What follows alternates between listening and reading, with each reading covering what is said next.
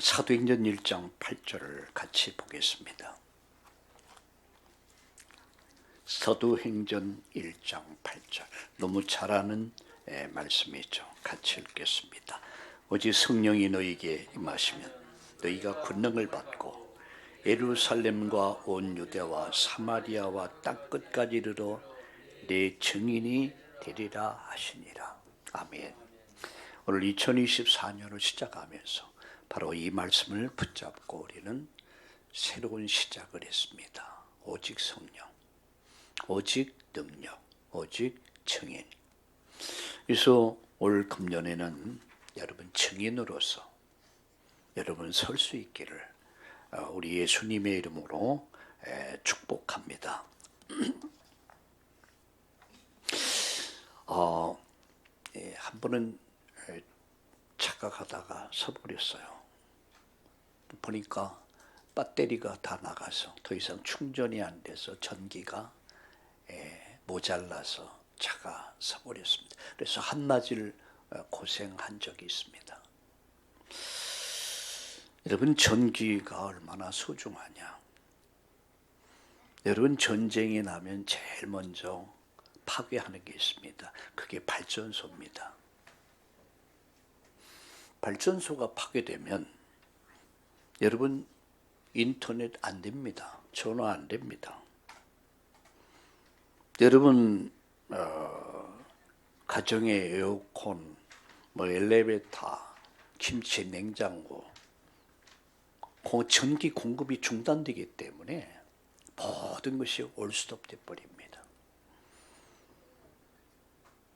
여러분, 성령의 역사가 중단되면은 여러분 무기력하고 무능력한 신앙인으로 전락돼 버립니다. 아무 힘도 없어요. 여러분, 사울 왕이 하나님의 은혜가 떠나니까 사울 왕이 나중에 자살해 죽습니다. 그리고 그 아들 3명 다 비참한 최후를 맞게 되죠. 세상이 볼 때, 또 우리 성도들이 볼 때에 성령 충만이 무슨 대단 우리가 구원만 받으면 되지 아닙니다. 에베소 5장 18절에 보니까 이렇게 말씀합니다. 바울은 성령의 충만함을 받아라 이렇게 말씀하고 있죠. 그 말이 무슨 말입니까? 성령이 과연 무엇일까? 성령은 하나님의 영이십니다. 예수님의 영이십니다.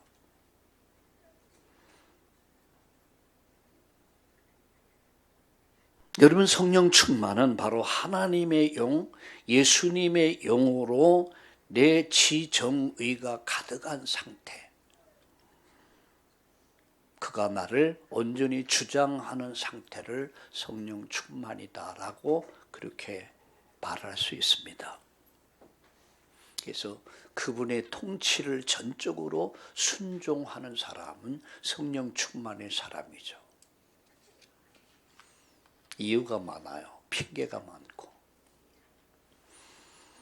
그러면 여러분, 성령의 충만과 성령의 인도와 성령의 역사를 체험하기랑 굉장히 불가능합니다.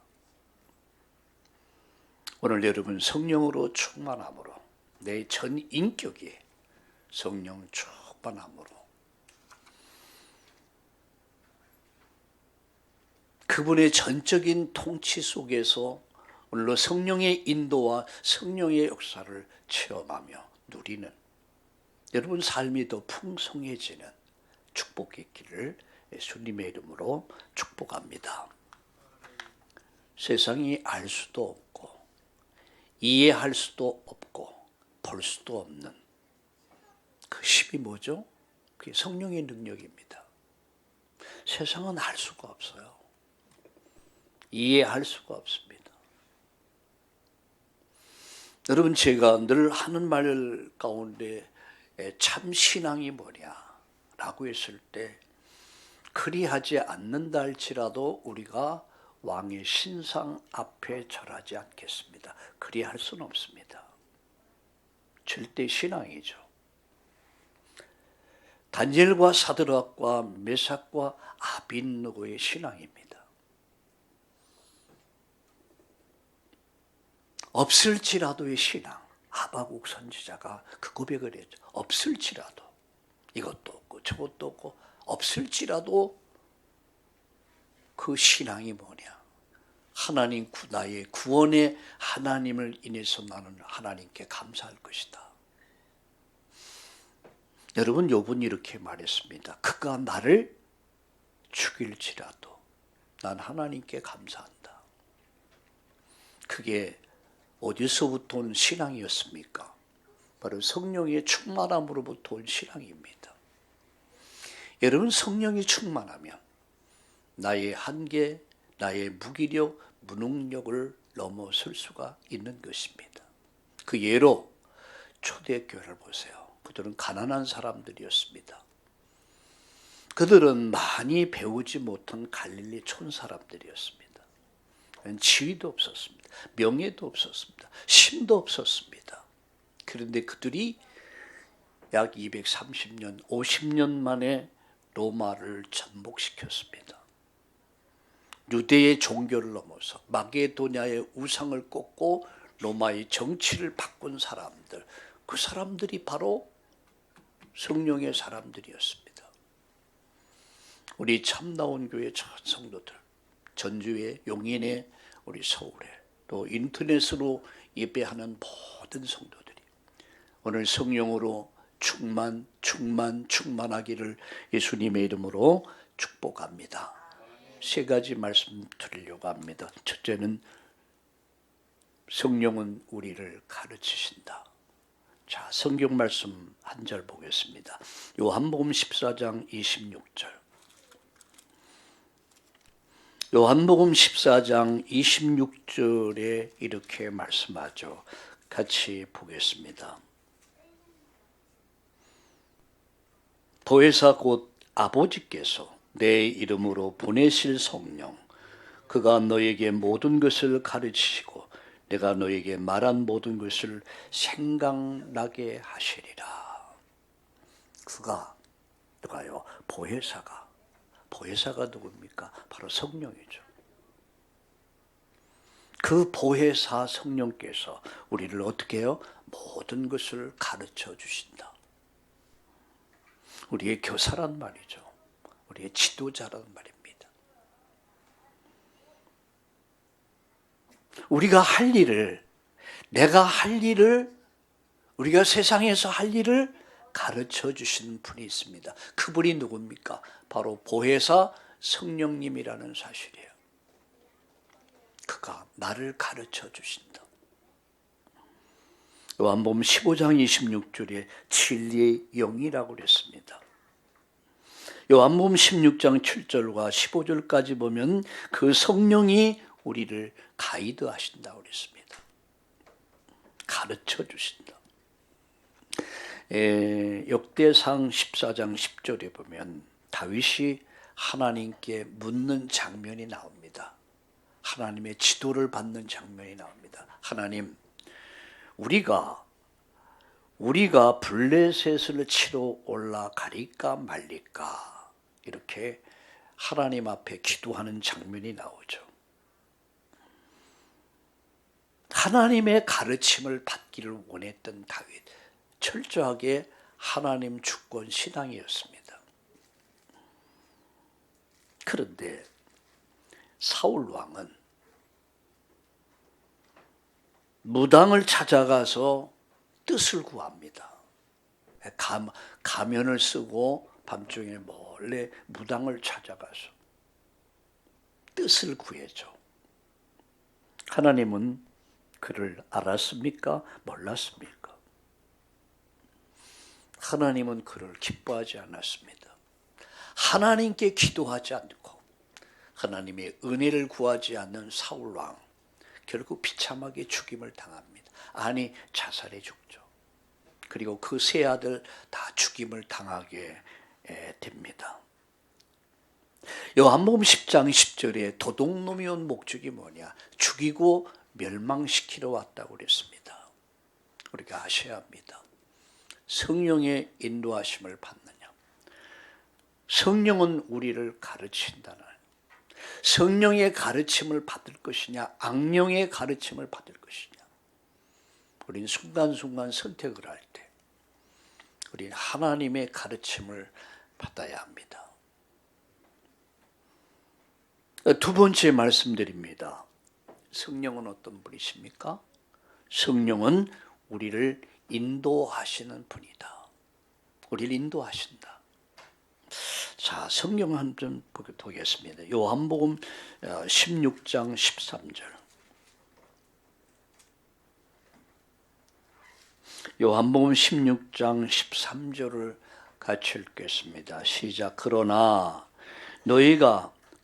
진리의 성령이 오시면 그가 너희를 모든 진리 가운데로 인도하시리니 그가 스스로 말하지 않고 오직 들은 것을 말하며 장래 일을 너에게 알리시리라.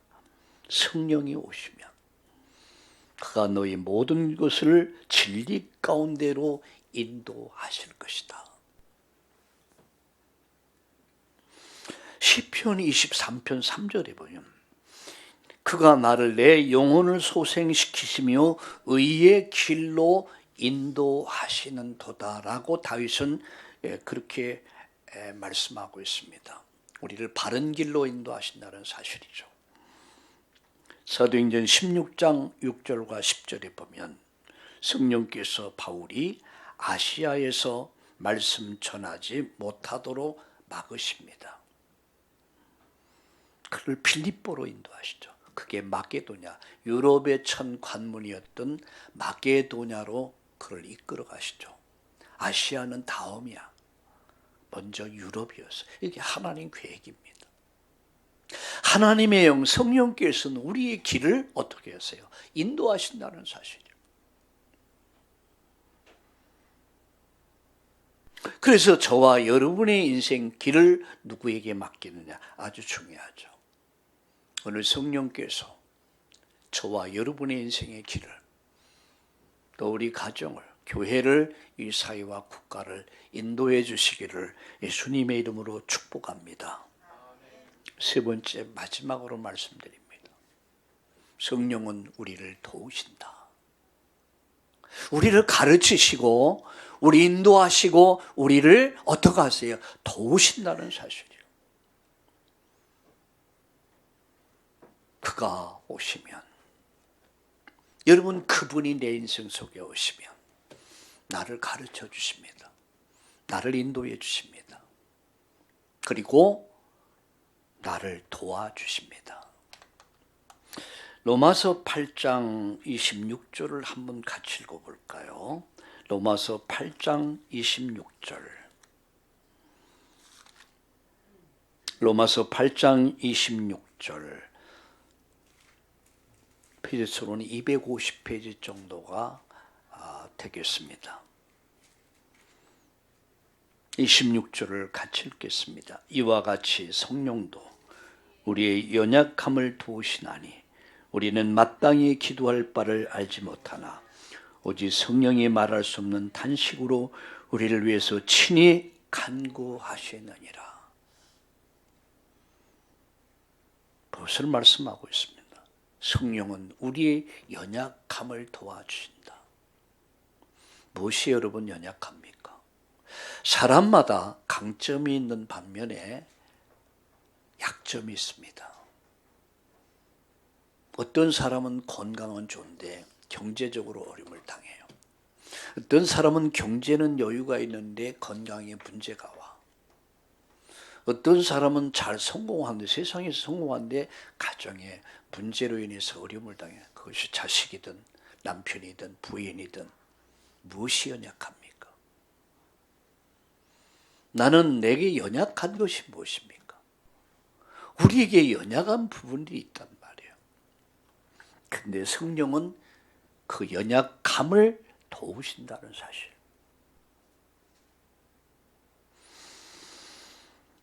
그래서 이사야 41장 10절에 보면 이렇게 말씀합니다. 우리 성경 말씀 같이 하나 볼까요? 이사야 41장 10절을 같이 한번 보겠습니다. 구약 성경 이사야서 41장을 같이 보겠습니다.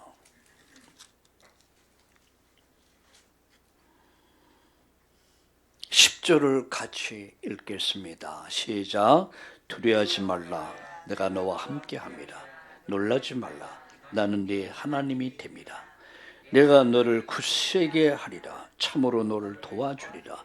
참으로 나의 의로운 오른손으로 너를 붙들리라 라고 말씀합니다. 두려워하지 말아라. 이유, 내가 너와 함께한다. 놀라지 말라. 나는 내 하나님 됨이라. 내가 너를 굳세게 하리라. 참으로 너를 도와주리라. 나의 오른손으로 너를 붙잡아 줄 것이다. 하나님 이사야 선지자를 통해서 이렇게 언약의 백성들에게 말씀합니다. 내가 너와 함께한다. 나는 네 하나님이다.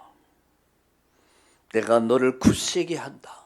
참으로 너를 도와줄 것이다. 오른손으로 너를 붙잡아 줄 것이다.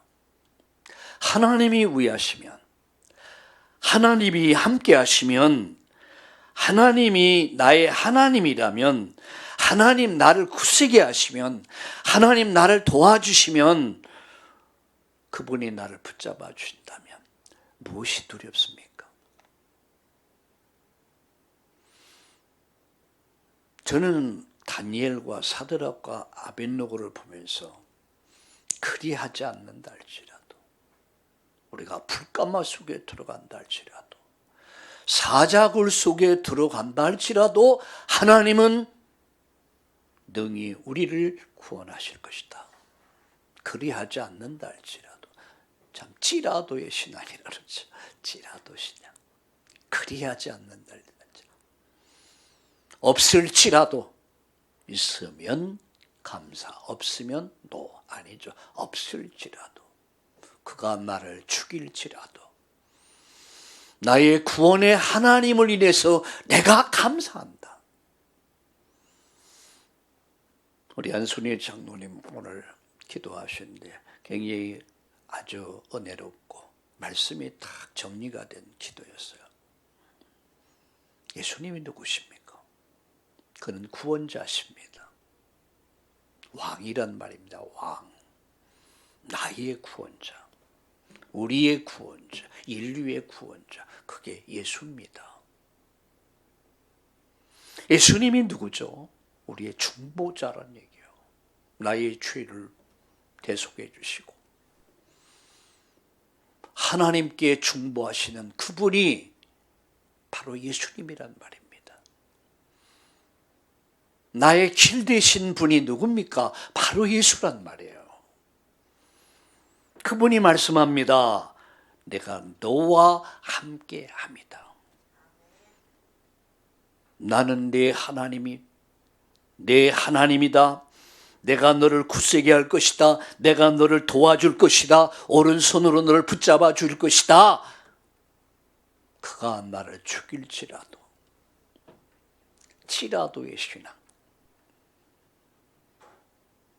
그리하지 않는다 할지라도, 없을지라도, 죽일지라도, 이게 참 신앙입니다. 우리가 예수 믿으면 우리가 많은 은혜를 받습니다. 병도 낫고, 그렇죠? 기도할 때 병도 낫고, 경제도 회복되고, 길도 열리고, 문도 열리고. 여기서 멈추면 안 됩니다. 차원 높은 정상의 신앙에 서야 돼요. 그게 다니엘과 사드락, 메삭, 아벳느고의 신앙이었습니다. 그게 욥의 신앙입니다. 그것이 하박국의 신앙입니다. 그게 성령의 역사를 믿는 신앙이었습니다. 사도행전 1장 8절에 이렇게 말씀하죠. 오직 성령이 임하면 권능이 임하고 권능이 임하면 증인이 되리라. 그게 뭡니까? 성령이 누구십니까? 하나님입니다. 성령이 누구십니까? 예수님입니다. 예수님의 영이 임하면 권능도 임한다. 권능이 임하면 너 인생의 불가능, 너 인생의 무기력, 무능력을 넘어서 너는 이 땅에서 증인이 될 것이다. 바로 그 말씀입니다. 여러분, 사도행전 1장에 보면 거기 모인 사람들은 갈릴리 촌 사람들이었습니다. 가난한 사람들, 평생을 고기 잡아서 의식주의 문제를 해결했던 사람들, 천민들, 흙수저들, 별 볼 일 없는 사람들이었습니다. 세상이 볼 때는 그랬어요. 거기에 비해서 예루살렘 성전에 모여든 사람들은 서기관, 제사장, 바리새인들, 아주 어마무시한, 어마겁난 사람들이 모인 것이 예루살렘 성전이었습니다. 그들이 볼 때는 별 볼 일 없는 사람들, 소수의 사람들, 가난한 사람들, 많이 배우지 못한 사람들, 그렇다고 권력 있는 사람들도 아니었습니다. 그런데 그들이 오직 성령, 오직 능력 받아서 그들은 세계 역사를 바꾸는 큰 성령 운동이 마가 다락방에서 일어났던 것입니다. 그들은 세계 역사를 바꿨습니다. 유대 종교를 이겼습니다. 마게도냐의 우상을 이겼습니다. 로마의 정치, 경제, 사회, 교육 문화를 넘어서 로마라는 나라 자체 전체를 바꿔버렸습니다. 개혁했습니다. 무엇이 그렇게 했습니까? 오직 성령. 성령은 누구십니까? 하나님이십니다. 성령은 누구십니까? 예수님입니다. 그 영이 임하시면 권능이 임할 것이다. 권능이 임하면 너가 증인이 되리라. 결론 맺습니다. 그래서 우리가 오직 성령 충만을 받으라. 저도 여러분도 오직 성령 충만을 받아라. 성령 충만을 받는 길은 첫째는 간절히 사모하는 것입니다. 주여 내게 성령 충만을 주옵소서. 여러분, 성령 충만할 때 여러분 차도 배터리가 전기가 충만하면요 자주 잘 가요. 오면서 그런 말을 했습니다. 저희 집사람 보고 차가 새 차다 보니까 아주 차가 탄탄하고 걱정하지 않아요. 가다 설까 그럴 때도 있었거든요. 근데 이제는 그런 걱정을 하자. 왜? 배터리가 충만하니까. 그죠? 배터리가 충만하니까. 내게 성령 충만하면 여러분 모든 것을 넘어설 수가 있습니다. 가난도, 질병도, 불가능도, 무기력도, 무능력도 모든 걸 넘어설 수 있는 능력이 뭐냐? 성령 충만입니다. 그래서 성령 충만을 뭐라 사모해라. 이게 오늘 1부 메시지의 첫 번째 결론입니다. 성령 충만을 사모해라. 두 번째, 기도해라. 무엇하며 기도하라? 회개하며 기도해라. 불신앙을 내려놓고 하나님의 은혜를 구하라. 세 번째 뭐죠? 성령 충만을 믿어라. 믿고 기도했다면 성령이 나를 충만케 하신 것을 믿어라. 마가복음 11장 24절 결론 맺습니다. 오직 성령을 충만해 주시기를 예수님의 이름으로 축원합니다. 그래서 능력 있는 삶을 사는 거예요. 무기력한 삶을 사는 게 아닙니다. 저는 이런 기도를 합니다. 제게 인생의 어떤 좌우명이 있다면 첫 번째, 진실하게 살 수 있기를. 두 번째, 성실하게 맡겨진 일에 최후까지 성실하게. 세 번째, 열정을 가지고. 무슨 열정입니까? 복음의 열정입니다. 내가 하나님 앞에 서는 날까지 복음의 열정을 가지고 살게 하여 주옵소서. 성령 충만을 허락하사 능력 있는 삶을, 사역을 하게 하여 주옵소서. 그래서 증인으로 서는 자가 되게 하여 주옵소서. 오늘 아침도 기도하면서 그렇게 기도했습니다. 성령 하나님께서 우리 전주 용인 서울에 또 인터넷으로 함께하는 우리 참나온 가족들 모두에게 성령 충만을 주옵소서. 능력 있는 삶을 살게 하여 주옵소서. 증인의 삶을 살 수 있도록 큰 증거를 허락해 주옵소서. 날마다 이번 주간 내내 성령 충만을 누리는 한 주간이 되기를 예수님의 이름으로 축복합니다. 살아계신 하나님, 오직 성령 충만을 허락해 주옵소서. 능력 있는 삶으로 바뀌게 하여 주옵소서. 그래서 증인으로 서게 하여 주옵소서. 이 사회를 향해, 국가를 향해서, 인류를 향해서 우리는 예수 그리스도의 증인으로 담대하게 설 수 있도록 큰 증거를 오늘 허락해 주옵소서. 성령 충만 주시옵소서. 예수님의 이름으로 감사하며 기도드리옵나이다. 아멘.